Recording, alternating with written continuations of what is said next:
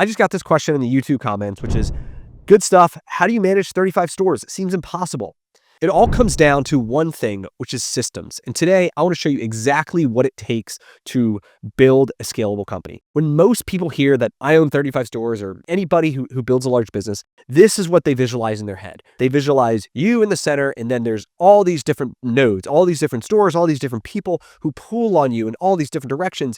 And with so much, like you have no time, you have no energy, and you would make no progress. That is like a common and very acceptable way to think, because when you start a business, when I started my business, it looked like this, where it was me, and then I had, one store, two stores, three stores, four stores, and I was the bottleneck. Everything went through me. I didn't really have any systems. I didn't really have anything to remove myself from the bottleneck, or so that the business would function without me. But I learned over time that I could only do so much. And if I really wanted to grow, if I wanted to make a lot more money, have more freedom, have more fun, that I would need to remove myself from the daily operations. My goal was to be irrelevant. It really came down to 4 systems right here. And this is how I run my entire business. And you can apply these to a business that you're building. These are universal. It's not dependent just on, for context, I own 35 automotive repair franchises. We do about $50 million in revenue. We're kind of throughout the Philadelphia, New Jersey area. And so I have 4 systems. Number 1, we have operations. Number 2, we have people.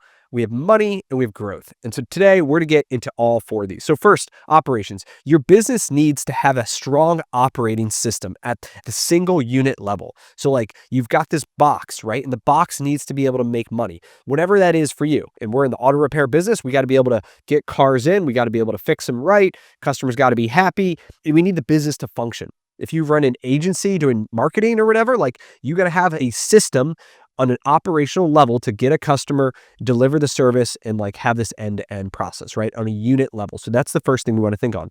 And when I think about operations, what we're looking at specifically are scorecards, because we got to have the ability to keep score. We got to know, are we winning or are we losing? So we create scorecards to measure that. Just like in sports, we keep score. I have one in my business. I track all the important things. In us, it's how many customers did we have? How much did we sell? How are we growing versus last year? I look at our margin and I look at our labor costs. Those are the big ones that I am tracking every single week on our scorecard. Second, we have goals. You have to have great goals. I have a whole thing on goal setting that I don't want to get into here, but a great goal is one that motivates you every day, that's very clear, that you're going to be proud of when you hit. And there's lots of different theories on it. I love Ben Hardy's book and all of his content. If you haven't heard of him, go check it out. It's called Ben Hardy, The Science of Scaling. That's his latest one. Tons of great stuff in there. Then we're looking at our tech stack. Especially right now with AI, there are so many tools that you can use to improve the operations of your business, to improve the skills and the speed at which you service customers. We are constantly looking at ways to use tech to automate as much as possible, to get it off so it's not a manual process that I have to do, or even a manual process that our employees have to do. And that is how we do it. And then finally, it's global talent. Now, we have an entire team. I think it's 15 or 20 people that work for us now across the world, right? We have people in the Philippines who help us in the office. We have people in South America, in South Africa, in all parts of the country. And we leverage global talent to be able to go faster, to scale easier, and just to make the business run smoother at a more efficient price. That's the first system that you need to have, which is everything related to operations in your business. And then we move out and we go to people. I'm in a service-based business, and anybody who's in a service-based business, I like to say that I'm not in the business of fixing cars. I'm in the business of people, which means I need to hire great people. I need to be able to keep them. We need to motivate them and make sure that they're aligned with the company values. We need all those systems to be able to run. The first one is the hiring system, where we need to be able to, on a reliable, consistent basis, be able to attract people into our world and get them on board. So what does that look like? That sounds fancy, but we need to know how to write job posts that attract the right candidates. You scroll through Indeed, most of the job ads are complete crap. We try to write job ads like they're viral social media posts, where they're eye-catching, they're simple. It's very clear what you're looking for. Nobody cares about the long list of benefits and you must have these qualifications, and people just scroll through it. And so we have a specific system that we use to hire people.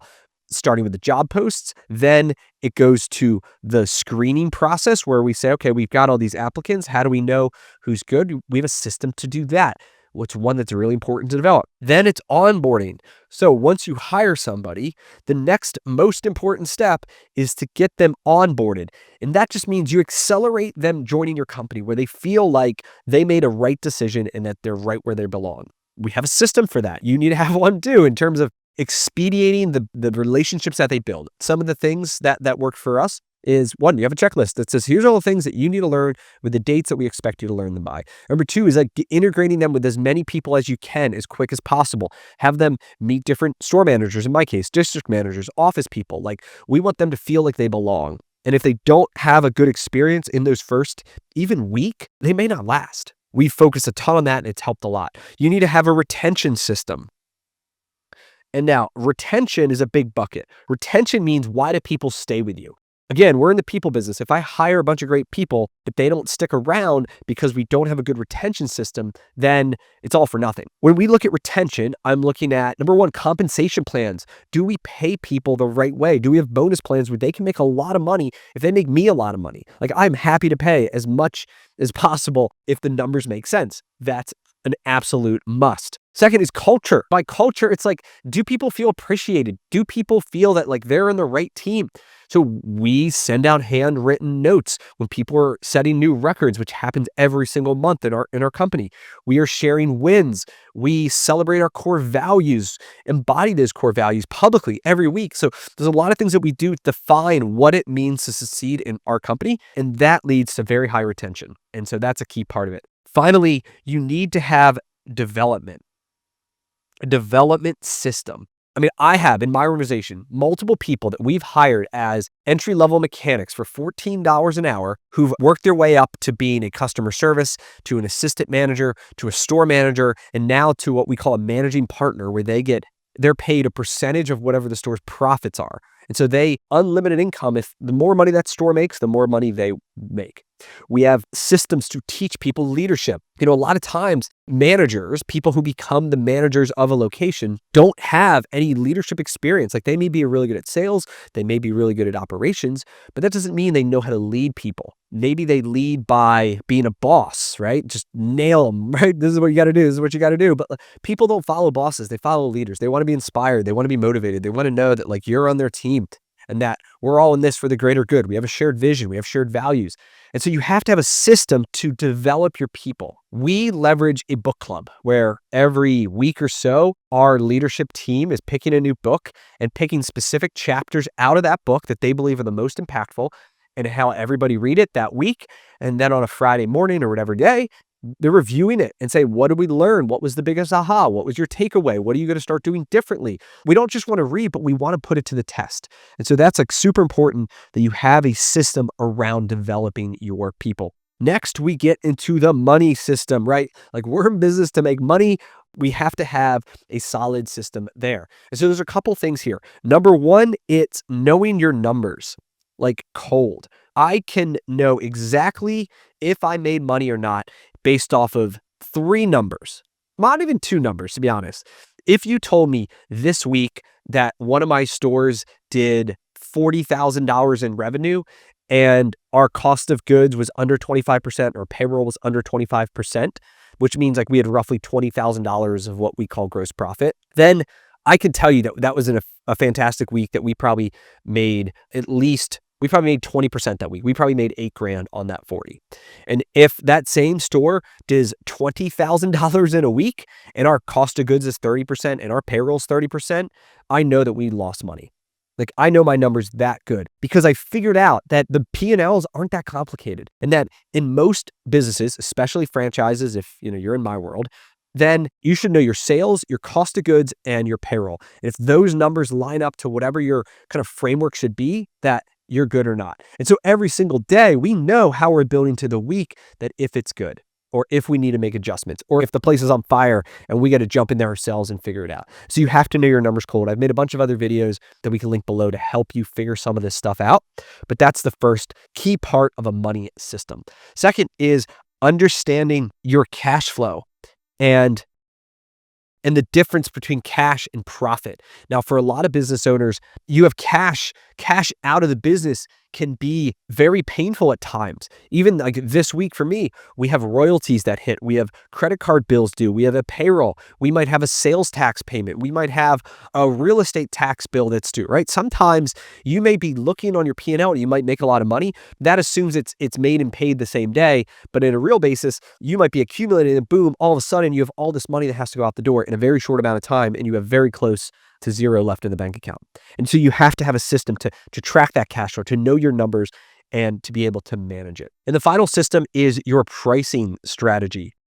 This is a topic that a lot of business owners totally ignore. They set a price and then they just set it and forget it. And they haven't raised their prices in years because they're so afraid that customers are going to like turn on them or do something crazy if we raise the prices by $5 or whatever it is. So we are constantly looking at our pricing. We are constantly making changes to ensure that we are charging the appropriate amount of money for the value that we deliver. Now, did I say we were going to be the cheapest? No. Are we going to be the most expensive? Probably not. But we are looking at that. So if our vendors start charging us more money due to tariffs or whatever increased costs, like guess what? Our prices to the customer are going to go up.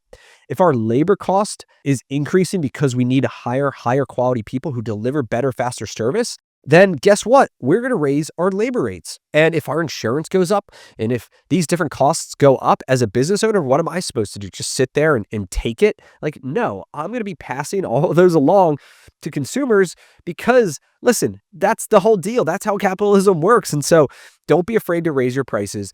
And when you look at raising them, do it in a number that would actually matter. So for example, when I'm looking to raise my labor rate, we were at $170 an hour for the longest time.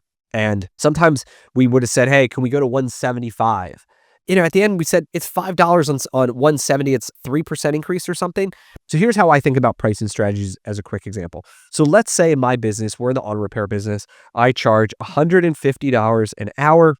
And let's say I wanted to raise my rates by, let's say $15 an hour plus 15. So that would be a 10% increase.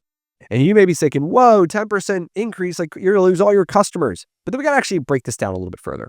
Labor is only 50% of our revenue. And so in reality, if our average ticket is, let's say $300, it's 50-50 on parts and labor, which means we're actually only going to go up $15, which is a 5% increase. At the end of the day, are you going to lose a job if it's $300 or $315 if somebody needs the work?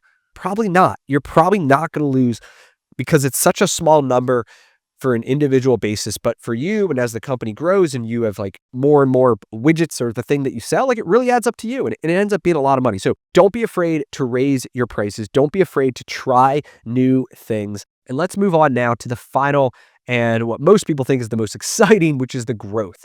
So it's like now we have a solid business. We have a way to hire and retain people. We have a way that we know we run a profitable business. And the whole point of owning a franchise and why I'm in this game is to copy and paste, is to rinse and repeat, is to take something that's working and we just go over and over and over again. There's a number of things you have to nail if you want to grow a scalable business. Now, the first is having a nice strategy.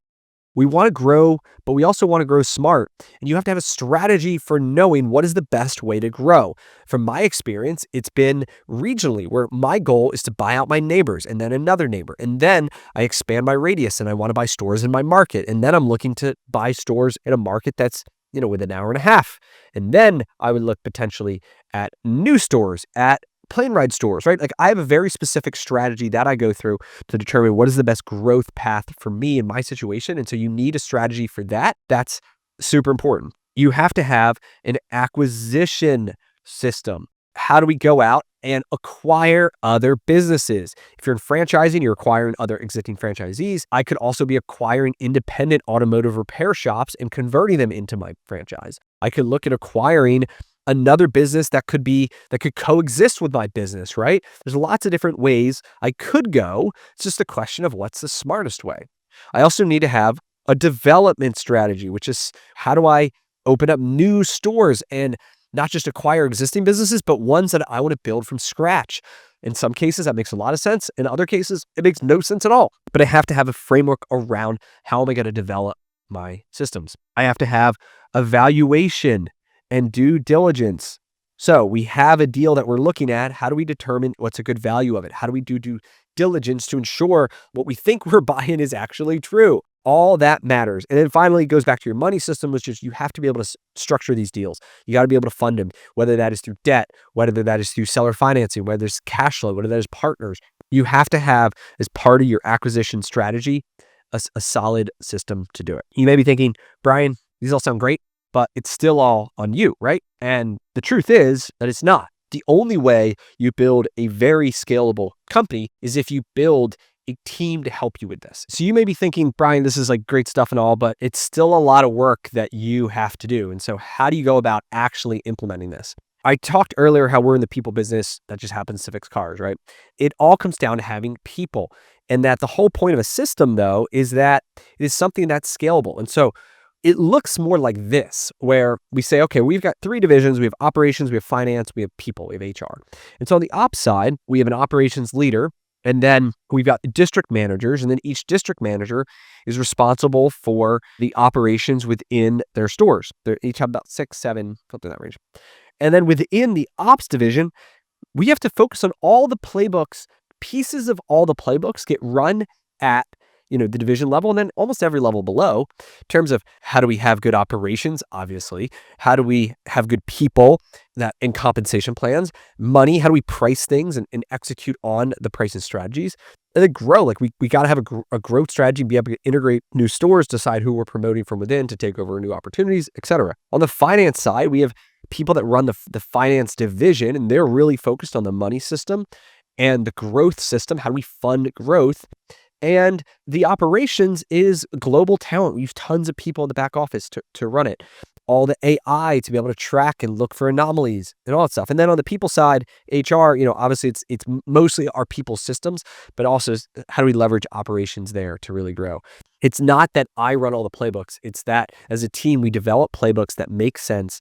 And then those playbooks become the kind of the system of how we go about doing things.